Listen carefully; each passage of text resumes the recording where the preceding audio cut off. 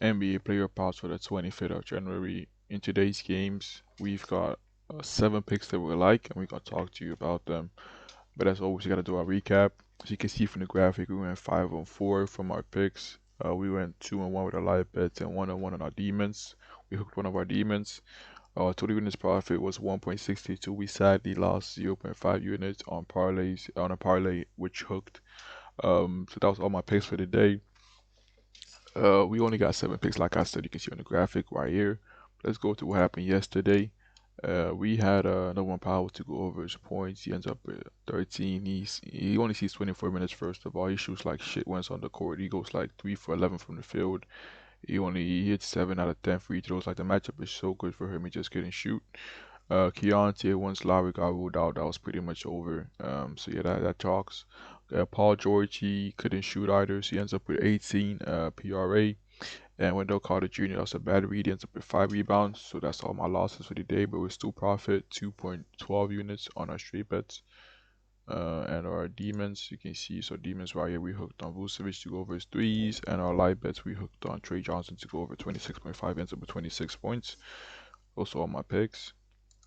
Our units profits, you can see on the month we're up 23.87 units, so we keep pushing. We like to see that. Our calendar for the straight bets has been looking, as you can see, is looking quite juicy. We have like a week left of the month, so we're hoping we can. Hey, if we can reach like 40 units profit, that would be so amazing. But hey, that's just a goal of mine. So let's just see how it goes. Anyways, our first pick, we're taking K to have a bounce back against the Kings. The matchup is fantastic for him. They go to 21 most PRA to his position. Favorable matchups, K is literally he's scorching. Against favorable matchups, K absolutely goes crazy. He can either go crazy with his points or his assists. And K over the past 4 games has not been that guy. As you can see over the past 4 games, he's not been that guy. So we have him bouncing back in this game. This is the best game for him to bounce back. Um, and also, there's a blowout risk in this game. The spread is minus 14, so there's a bit of a risk right there. But I still see the Kings hanging in the game. So you can see last time they played, the Kings kept the game close until the last minute, where they lost by 9 points. So we have the Kings doing the exact same thing in this game, plus a bonus is out. It's an extra man, that's good. So we have Cade, with the minutes. He's going to see at least 30 minutes against favorable matchup. This is easy and over for us. Plus, this is a plus EV play on Hard Rock, but I still play 39.5 to go over. That's my first pick. And the next pick we're taking, Durant to go over 11.5 RA against the Kings. This Kings team has not been good at rebounding the whole fucking year, man. They just give up rebounds to everyone in the league. Durant against this team had 17 RA. He can literally go over this line with just his rebounds. The assist is just an add-on to it. So yeah, last game he had 7 rebounds against the Rockets. In favorable matchups, you can see favorable matchups over this line in 6 out of 11 games, averaging 4.8 RA. But let's put in for expected minutes. Put in for expected minutes. With expected minutes, he's averaging 14 already when he sees his minutes. With 14 already, let's actually put him. Yeah. When he sees the minutes that's supposed to play, let's say the 30 minutes plus, he sees 14 already. Like, this is just a crazy, crazy, crazy good hit rate for him. He's going to go under this in 3 games, in all these games against the Hawks for some reason. I don't know why the fuck he got beef with the Hawks for some reason. He hooked, and this game only played 24 minutes. So we're loving Jalen Duran to go over his RA at 11.5. He can go over this with just rebounds. This is just an add-on. But yeah. That's my 2 picks in this game. Pick in this game, we're taking Sharon Jackson Jr. to go over his RA at 7.5. It's the decisive matchup as the render this Nuggets team give up the 27th most RA to his position. As you can see, for favorable matchups over this line 8 out of 10 times, and he's only hooked twice when he's gone under. Against this team, he played on once. He had 10 RA. This Nuggets team had become much worse at rebounding with Jokic being out. Plus, Aaron Gordon's ruled out too because he had a hamstring injury. So the only good rebounder in this team right now is Valanciunas. And he's going to be playing at least I think he's going to play like max 25 minutes in this game. So you won't really have him playing that high of minutes in this game. So with Jaren Jackson Jr. seeing a weak matchup and rebounding, once again he can go over this with rebounds, but it's just an add-on because rebounding lines at 6.5, but it's our race at 7.5. It just makes no sense. Like, that's such a good value for us. But I'll still take his rebounds over 6.5, man. I see him go over his rebounds pretty easily in this game. That's my pick. Jack Jackson Jr. to go over his rebounds at 7.5. I can't say his name, so I just keep saying it faster for some reason. Also, a leaner of mine is Valanciunas over his rebounds. It's the exact same logic. Both these teams suck at rebounding, so he can go over his rebounds too if you want that. Anyways, our next pick, we had Dante to go under his RA, but as you can see, it's just too juice, so we're not taking that anymore. So we're just staying off that game, but it's still a good matchup, a bad matchup for him to go under. And yeah, anyways, our next pick, we're taking Isaiah Joe to go over his points at 10.5. This Raptors team, they go up the 8th least points to his position. They played at the 21 slowest pace or the 21 fastest pace in the league, so they play pretty slow. They ranked 6th in defensive rating. Like there's a lot of bad, bad what's it called, matchups for him. But they rank 25th against spot up shooters. Plus, I see Joe playing at least 25 minutes in this game. We got J Dubs out, we got Mitchell out, we got Hardenstein out, we got Caruso. There's a lot of guys out. He has to play 25 minutes. Like, there's no way he sits out for most of this game. Like, he has to. They need the bench players to play this game. So we have him play at least 25 minutes. Let's put it for 25 minutes in this game. 25 minutes played. He averages 13 points. He's going to go under in 2 games. And then last game, he went 0 for 5 from 3. That is not Isaiah Joe. That is just not Isaiah Joe.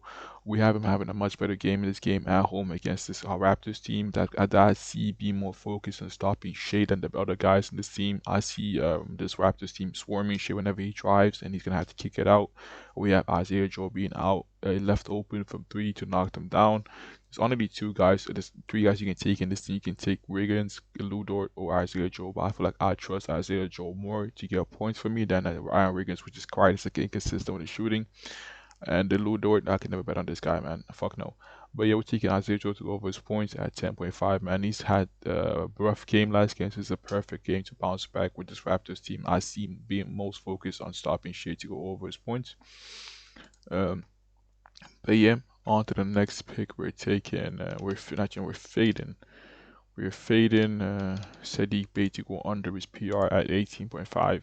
He's played this team twice. He had 12, 12, and 23. The only reason we had 23 in this game because Wemby was out. When Wemby was out, he had 23. When Wemby was in both games, he had 12 and 12. So right there, we know with Wemby being this team, he cannot get his points because most of his points come from driving and getting layups. Getting some putback dunks, something like that. That's how he plays. He's exactly like Zion. They play the exact same. Plus, we got Herb Jones being back in the team. With Herb Jones being back, he sees 1% less usage. He sees an average of 4 less minutes. He sees 1.5 less shots. Like he sees a lot less, a lot less of stuff with Herb Jones being out. This Grizzlies game and this Rockets game are severely bumping his numbers up. So we have 2 like outlier games for him. But most often than not, he tends to go under whenever Herb Jones is out. Plus, the matchup is just terrible for him. As you can see, challenging matchups is just terrible for him. So we would definitely fade him to go under his PR, man. Like, there's no way he goes over his PR this matchup, man. He's definitely getting blocked in every single drive. If he decides to beat us when he comes to like spot up shooting, if he goes crazy from shooting the threes in this game, and you definitely deserve it, bro. But I do not see him going over his points in this game, and that's just not it. That's just not happening. So you're fading to go on under his PR in this game. I lean on mine was Jeremiah Spears under his points. I don't really see him playing that much either. Jose probably playing, and he's playing like 20 minutes over the past games. Like, it's a tough matchup. I'm looking at his under. I'm not really sure right yet, but yeah, so lean on mine. Anyway, so next pick we're taking Dylan Harper to go over his points. The matchup is fantastic for him. As you can see, 29 most points in position, 29 most points in transition, 29 most points dominant shooting zone. Like every single thing he does that's good. It's just green. We just have a green matchup for him. Plus, there's a blowout risk in this game. With the blowout risk, he plays a lot more minutes because he's a backup. Backups or bench players, they're blowout proof.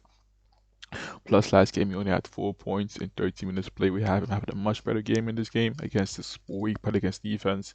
Head to head against this team over this in both games. I had 13 and 22. We don't see that changing in this game. So we definitely haven't gone over his points, man. There's not really much to be said. This Pelicans defense just sucks. They have no rim defender except Yves Misi. But I still see Dylan Harper getting his way with Yves Misi. If Misi's the one waiting for him at the rim, I still see him getting his points. So yeah, we haven't gone over his points against this Pelicans defense. And our last pick of the vid, we're fading Nick Claxton to go under his PR at 18.5.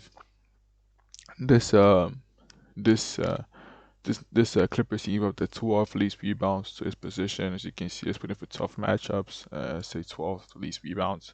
He averages 18.1 rebounds, points and rebounds against tough matchups. And for some reason, he keeps fucking farming the Celtics. Like he's farmed the Celtics 2 times. Like that's fucking crazy. In this game, I don't know why I'm seeing this because this Hornets team, they give up a lot of points to centers, but rebounds they kind of stop centers from going over rebounds.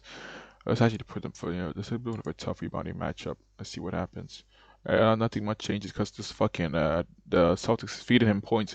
But anyways, I actually watched the tape from the this game right here. Most of his points came from 1v1. He straight up 1v1, like he straight shot out with the ISO up by Zubac. I am not betting on a player to go over their points in when they're trying to ISO up fucking Zubac, man. Zubac is a very good defender, man. Also, in this game, we went over Zubac when he played 25 minutes. Most of his points came from Zubac being off the court. I watched the tape. With Zubac not being on the court for 30 minutes plus a blowout risk in this game, we're definitely fading him to go under his PR, man. This is such a tough matchup for him, as you can see, man. This matchup is just so tough. The only guys that are going over the line against this team, we got Alex Sar that can shoot the three. In the class, they cannot shoot the three. We got the dominant rebounder. Nick Claxton is not that guy. We got Damon Sharp that I guess he got the rebounds in this game. He's the backup center. So he doesn't play against Zubac, and we got Mitchell Robinson that's known for being a crazy rebounder. Other than that, most guys that play exactly like